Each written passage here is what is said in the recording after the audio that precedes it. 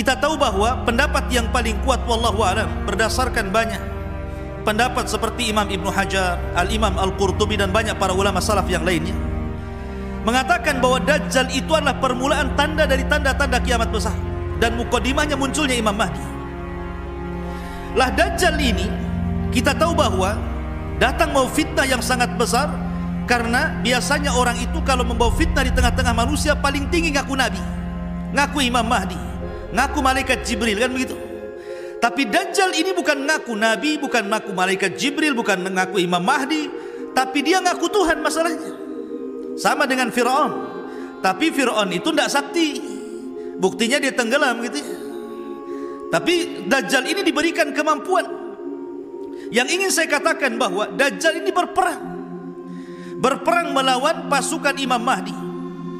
Kemudian terdesak pasukan Imam Mahdi, kemudian turun Isa bin Maryam menolong pasukan Imam Mahdi, berakhir dengan membunuh Dajjal. Setelah Dajjal terbunuh, kemudian selang beberapa waktu setelahnya muncul Ya'juj dan Ma'juj. Isa tidak berperang dengan Ya'juj dan Ma'juj karena memang tidak bisa diperangi dan tidak bisa dibunuh masalahnya. Sehingga Isa hanya berdoa sehingga diturunkan nughab, azab berupa ulat yang kemudian masuk di tengkuk setiap Ya'juj dan Ma'juj dan Allah binasakan. Lah setelah Ya'juj dan Ma'juj ini, Isa bin Maryam memerangi ahli kitab, memerangi orang-orang Yahudi dan Nasrani. Setiap berjumpa dengan ahli kitab maka dipaksa untuk masuk Islam. Kalau tidak masuk Islam maka dibunuh. Makanya Allah Subhanahu wa taala mengatakan wa in min ahlil kitab illa la yu'minanna bihi qabla mautihi. Dan sebagian ahli kitab itu nanti kelak di akhir zaman akan masuk Islam sebelum wafatnya Isa bin Maryam. Lah di sini menunjukkan apa? Masih diterima imannya kan? Karena mereka dipaksa masuk Islam. Kalau memang Dajjal ini bagian daripada 3 perkara, kalau muncul tidak diterima imannya, kenapa pula Isa bin Maryam memaksa orang ini masuk Islam? Kalau tidak dibunuh. Karena ketika itu pilihannya cuma 2. Beda di zaman Rasul ada 3 pilihan, masuk Islam, bayar jizyah, perang kan gitu ya. Kalau di zaman itu tidak ada jizyah, yang ada masuk Islam atau mati. Ketika orang-orang ini masuk Islam, tentu bermanfaat Islamnya. Tapi kenapa dalam hadis ini Rasul mengatakan salasun idza kharajna la yanfa'u nafsan imanuha lam takun amanat min qablu aw kasabat fi imaniha khaira tulu'us syamsi min maghribiha wad dajjal wa dabatul ardi. 3 perkara apabila keluar tidak akan manfaat iman seseorang, baik sebelumnya belum beriman atau setelahnya beriman kemudian tidak melakukan amal kebaikan. Pertama, matahari terbit dari arah barat, yang kedua munculnya Dajjal, dan yang ketiga binatang yang muncul dari perut bumi. Lihat, di sini ada kalimat Dajjal. Baik, kita akan urai apa maksudnya. Sebab kalau seandainya kita tidak urai, berarti kalau seandainya Dajjal itu muncul berdasarkan riwayat ini, tidak manfaat lagi imannya. Lalu apa manfaat keimanannya kalau sudah kemudian keluarnya Dajjal? Percuma sholatnya, percuma puasanya, percuma hajinya, percuma zakatnya, kalau melihat dohir hadis ini. Ma'asyiral muslimin yang dimuliakan Allah Azza wa Jalla, baik kita akan urai. Sebagian para ulama mengatakan yang dimaksud kalimat Dajjal dalam 3 ayat yang kalau keluar tidak akan diterima imannya. Yang pertama, bahwa anna dzikra Dajjal fil hadis wahmun. Ingat bahwa penyebutan Dajjal dalam hadis ini adalah sebuah waham. Waham itu artinya kesamaran daripada rawi. Sebagaimana dikatakan oleh Imam Al-Qurtubi Abul Abbas rahimahullahu ta'ala, beliau mengatakan dalam syarah hadis ini, yalzamu alaihi an yartafi'al at-taqlib bil imani wa bit taubati inda khurujihi. Sebab kalau Dajjal itu diletakkan di 3 tanda ini, maka mengharuskan terangkatnya iman dan taubat ketika keluarnya. Dan tentu ini menyelisih dalil yang lain, karena Isa bin Maryam keluar setelah Dajjal dan memaksa untuk beriman. Maka beliau mengatakan ini adalah wahmun min ba'di ruwah. Pertama, ini kesamaran, waham daripada sebagian rawi hadis, Dan Syekh Albani rahimahullahu ta'ala menyebutkan di dalam kitabnya As-Sahihah jilid yang ke-7 pada urutan ke-160 ke 1635 bahwa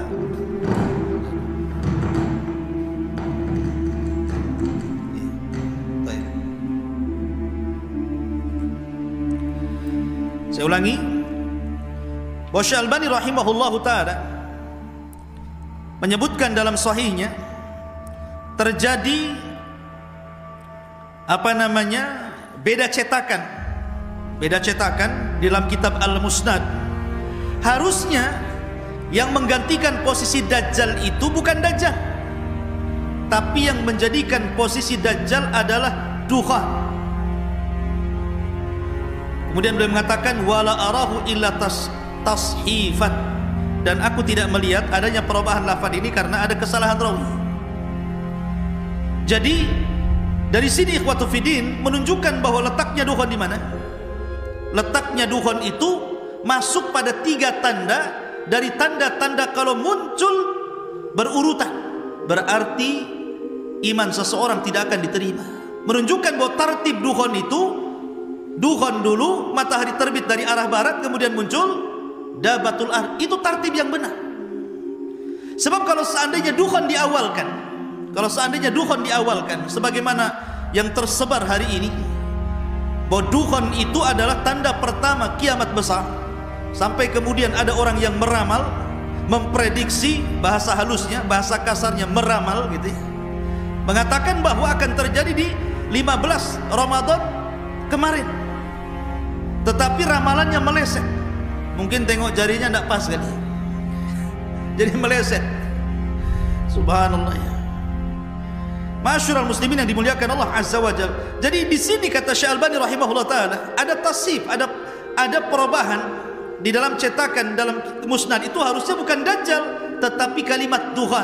Jadi ketika Rasul mengatakan 3 perkara kalau seandainya datang tidak diterima iman seseorang, baik sebelumnya beriman atau sudah beriman dan tidak beramal soleh, maksudnya yang pertama terbitnya matahari dari arah barat, kemudian dukhan, kemudian munculnya binatang dari perut bumi. Begitu tertibnya. Ini jawaban yang pertama. Jawaban yang kedua, disebutkan para ulama bahwa kalau memang itu tidak ada perubahan wahmun dari rawi, anggaplah memang benar seperti itu tertibnya, bahwa 3 perkara itu sebagaimana zahirnya redaksi hadis, bahwa terbitnya matahari dari arah barat, kemudian Dajjal, kemudian munculnya binatang dari perut bumi yang bisa bicara, yang menstempel mukmin dan kafir itu. Maksudnya di sini 3 perkara ini kalau muncul semua. Jadi tidak bisa Dajjal muncul imannya tidak diterima, tidak. Harus 3-tiganya muncul. Dajjal muncul, matahari terbit dari arah barat, kemudian muncul binatang dari perut bumi, baru dikatakan imannya tidak diterima. Ini jawaban yang kedua. Jawaban yang ketiga, karena di masa Dajjal itu orang disibukkan dengan ketakutan yang luar biasa, dengan fitnah yang luar biasa, sehingga mereka dilupakan dari beramal soleh karena ketakutan yang berlebihan. Jadi karena takutnya dengan Dajjal, akhirnya kemudian mereka pun disibukkan dengan ketakutan sehingga tidak beramal soleh. Ada yang kemudian mentakwil seperti itu, tapi terlampau jauh. Wallahu a'lam. Maka kalau kita melihat dari 3 alasan ini, yang lebih akrab wallahu alam adalah yang pertama, bahwa tertibnya adalah terbitnya matahari dari arah barat, kemudian dukhan, kemudian dabatul ard. Tetapi susunannya dukhan dulu, baru terbit matahari dari arah barat, baru kemudian munculnya binatang dari perut bumi. Karena dukhan itu tanda yang terakhir di mana orang diberikan kesempatan untuk bertobat. Dia tanda terakhir dia. Ketika muncul dukhan itu diberikan kesempatan. Kalau masih bertobat, diterima tobatnya. Kalau tidak bertobat, maka selang beberapa waktu terbit matahari dari arah barat. Ketika itulah Rasul mengatakan, salasun, 3 perkara idza kharajna la yanfa'u nafsan imanuha. Kalau keluar tidak mungkin manfaat imannya. Maka di sini letak dukhan di pertengahan. Wallahu a'lam. Karena itu yang paling banyak dikuatkan para ulama salaf. Tapi sekali lagi ini tidak menjazmkan, karena ijtihad para ulama tentang tartib ini banyak sekali. banyak sekali. Tapi ini yang lebih akrab dengan dalil. Kita kan kembali kepada dalil dan penjelasan para ulama, itu lebih selamat daripada memperbanyak prediksi-prediksi yang tidak ada, yang omong kosong, akhirnya tidak terjadi, jadi malu jadinya. Ketika tidak terjadi kan malu jadinya. Ketika malu, dicabutnya fatwanya. Ketika dicabut, kalau seandainya dia kemudian meralat masih mendingan. Terkadang sudah meralat masih juga ada orang yang kemudian sebagian manusia itu ngeyel. Oh, mungkin dukhonnya tidak terjadi, tapi Imam Mahdinya akan muncul. Nah gitu ya. Jadi dukhonnya nih oke lah, dilewatkan dukhonnya karena nggak terjadi tanggal 15 kemarin. Sehingga sudah bab dukhon sudah selesai. Karena kalau bab dukhon ini nunggu Ramadan lagi, baru diangkat lagi. Itu pun kalau Ramadannya tanggal 15-nya hari Jumat. Ketika kemudian ini di-cut, tanda kiamat yang lain dibesar-besarkan. Sekarang apa lagi? Mahdi. Kan gitu ya. Sekarang yang digembor-gemborkan itu Imam Mahdi. Bahwa Imam Mahdi akan keluar tahun 2020. Ada yang mengatakan 2022. 2022. Masya Allah. Dengan sangat yakin dan pastinya mengatakan seperti itu, walaupun lisan halnya kadang-kadang mengingkari, aneh. Ketika dia sudah menyebutkan tempatnya, menyebutkan usianya, kemudian memprediksi akan kekacauan besar, nanti nih kalau tidak terjadi, mungkin Imam Mahdi sudah nggak bicara lagi, mungkin yang lain lagi Dajjal katanya. Jadi begitulah akhirnya prediksi.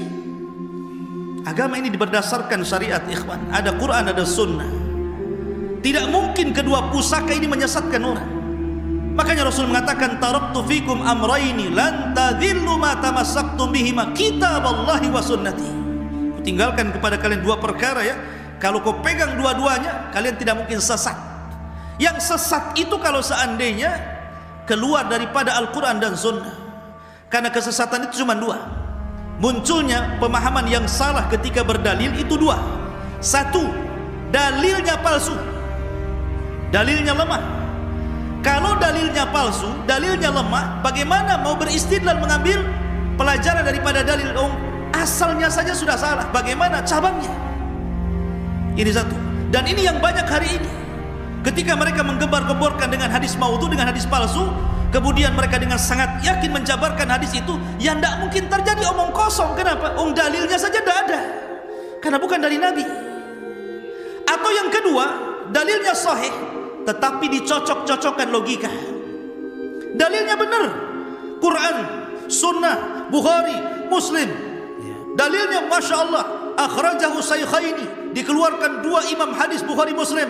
Tetapi cara memahaminya tidak kembali kepada para ulama, tapi kembali kepada otak, kembali kepada cocok logika. Kemudian disangkut pautkan dengan akal pikiran dia. Seolah-olah ulama itu tidak paham dengan hadis itu, Anda yang paham. Seolah-olah penafsiran para ulama itu hanya berlaku di zamannya, di zaman sekarang Anda yang memahaminya. Siapa Anda? Makanya terjadi kesesatan jadinya. Nah, dari sini ma'asyiral muslimin yang dimuliakan Allah Azza wa Jalla, maka alhamdulillah Ramadan tenang, kaum muslimin bisa beribadah lagi dan tidak perlu khawatir lagi dengan ada dukhon, karena dukhonnya sudah lewat. Dukhonnya sudah nggak ada lagi. Nanti wallahu a'lam, dukhon itu pasti ada, tapi jangan dipastikan. Karena dukhon itu tanda-tanda langit. Kenapa pula ada di bumi? Dukhon itu kan tanda-tanda langit. Dia muncul di langit, Tuhan itu bukan dari bumi. Itulah berdasarkan penafsiran Imam Qurtubi rahimahullahu ta'ala ketika mentafsirkan ayat Tuhan. Itu tanda-tanda langit, bukan tanda-tanda bumi. Makanya Imam At-Tayyib mengatakan bahwa ada tanda-tanda yang bisa merubah bumi, ada tanda-tanda yang bisa merubah langit. Salah satunya dukhon, karena memang muncul dari langit. Allah yang munculkan dukhon itu dari langit, bukan timbul dari bumi. Apalagi kemudian akibat daripada bongkahan dan jatuhan meteor yang sangat besar, 20 kali lipat dari lapangan bola, kemudian akan menimbulkan asap yang tebal yang membungkus satu dunia. Wah, ini payah ini kalau udah gini. Ma'asyiral muslimin, dari mana ini asal usulnya? Siapa yang mentafsirkan? Maka tinggalkan cocok logi itu sudah. Akal itu dilahirkan untuk patuh kepada Quran dan Sunnah, bukan untuk mengakal-akali Quran dan Sunnah. Sebab kalau agama ini akal-akalan, ketika membasuh sepatu itu bukan atasnya tapi bawahnya, karena yang kotor bawahnya. Kenapa syariat mengusap sepatu di atas padahal yang di atas itu bersih, yang di bawah itu kotor?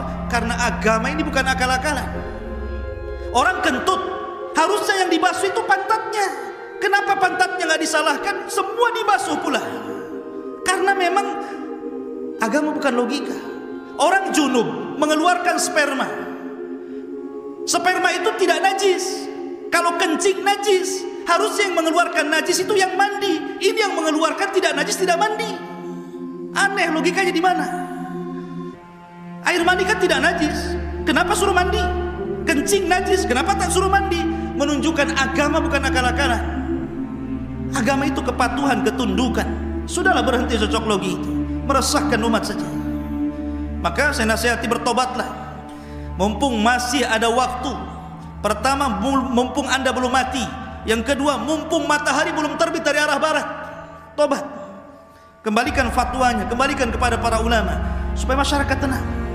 Masyarakat tenang, masyarakat bisa ibadah. Ajak mereka, badiru bil a'mali fitanan. Ajak mereka beramal.